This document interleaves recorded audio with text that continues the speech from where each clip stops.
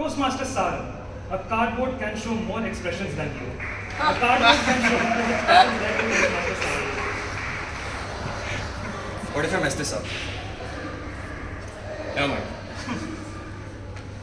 When I heard the project title for this particular speech, Introduction to Vocal Variety and Body Language, the body language part of it caught my eye. Because if you know Toastmaster Sarang, you know that the two things that I am famous for are my body and my language. Now, talking about body language, right from the time I joined Toastmasters, everyone criticized me, or I was rather infamous for my poker face, or my deadpan humor. Deadpan humor, for those who don't know, is humor that is delivered in a serious tone, without any expression or emotions. Now, some of you might think that this is an easy thing to do, but there is a reason why I love this so much. It is blunt, it is ironic, it is apparently unintentional as well. Now, as much as my narcissism would like to use myself as the perfect example for the poker face, that is not what I'm going to do today. Because in front of the person that I'm going to talk about today, I am nothing but a humble disciple. Do you have any guesses of who I'm going to talk about? Any guesses at all? Anyone? I know you won't have an answer. I knew this, and I'm pretty sure you wouldn't guess this particular person. Today, I am going to talk about Buster Keaton, the silent face of the silent screen, the poker face. Despite being active in Hollywood during the same time as Charlie Chaplin, he did not get the same recognition that his counterparts got.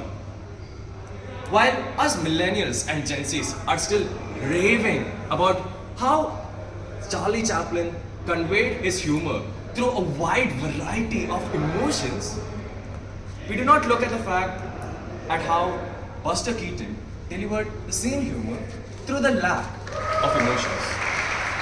And this pisses me off simply because I believe that he did much better than his contemporaries and should be remembered for that as well.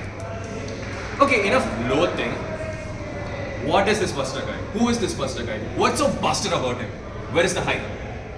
Let me explain.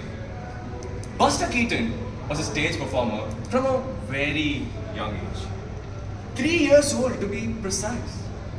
And right from his childhood, from his stage time, he got to learn two things. How to do stunts without injuring himself, and how to make the audience laugh. And eventually Hollywood noticed him, and then he got his first feature role in a 2-minute movie that Hollywood made. And he was so captivated by the aura, the craft, the creativity of filmmaking that he spent the next 2 years discovering and exploring every single facet of comedy filmmaking. Eventually, he made his first film, The Rough House, which he co-directed and acted in as well. Now, as every one of you ask me all the time, Sarang, what's so special about this guy? What's so special, right? Well, the special thing is, this guy went on to have an illustrious career of about 50 years, and not even once during that 50 years did he smile. Not even once. No smile, no laughter, just a poker face. 50 years, guys. How crazy is that? Think of any funny person that you know. Kevin Hart, Kenny Sebastian, Toastmaster Anvesha, any of the legends. At one point, they might have reached a particular joke that was so funny that they couldn't help but laugh at their own jokes. It tickled their own funny bone. Yet, we have the curious case of Buster Keaton. And I started to think to myself, why did he do it? Is it just because to have more comedic effect? Or is there something deeper to this? So I started digging deeper.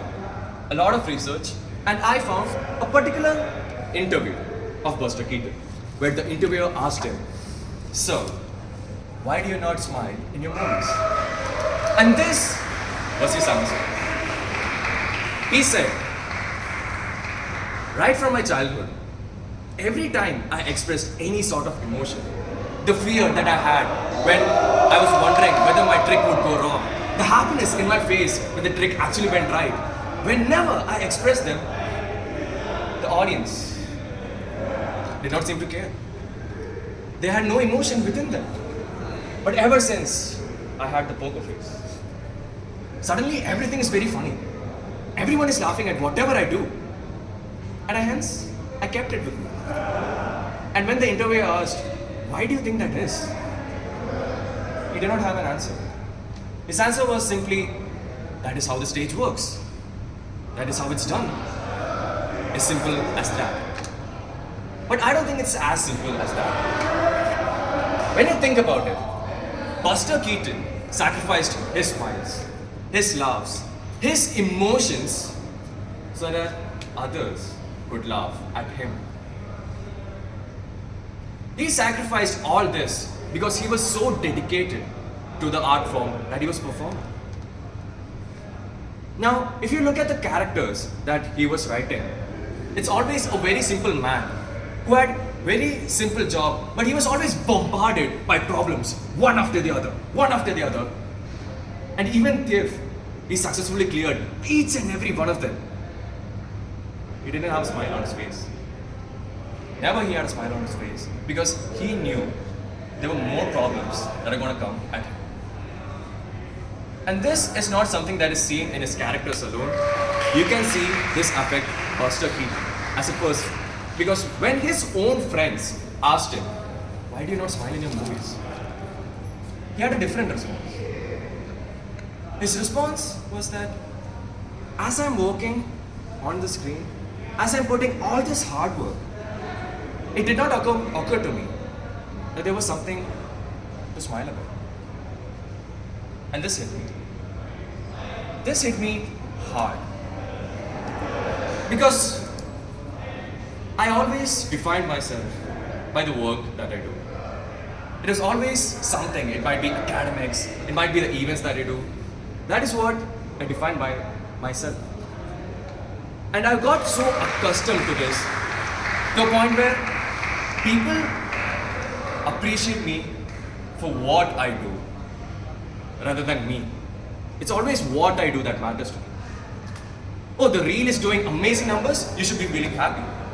Oh, the event is amazing, you should be feeling great. Oh, your academics are crazy, you should be feeling on top of the world.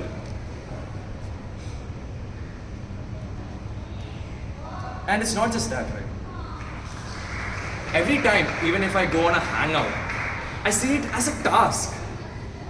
I crack a joke every 5 minutes because I feel it's my responsibility that every single person should feel welcome, should feel jolly. And if not, I am the one. Everyone will blame me if I do something wrong. And eventually, I lost that smile. I forgot to smile. Buster Keaton did not smile. But I feel like that is not the right thing to say. He did smile. He smiled through others. Every single person who is watching their film, his film, and smiled, that is him smiling. But he is an on-screen performer. That is his profession. Sadly, there are a lot of people who do this in real life, who value themselves based on what they do and how people evaluate what they do. And this is not how it's supposed to be.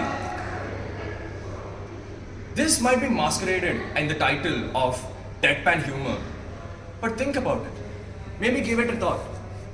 Now the next time you see someone with the so-called deadpan humor, maybe think a bit more deep about it. Maybe share a bit responsibilities with them. Maybe appreciate them for who they are instead of what they do. maybe, just maybe, not be a reason for them to smile through you, but be a reason for them to smile. Thank you.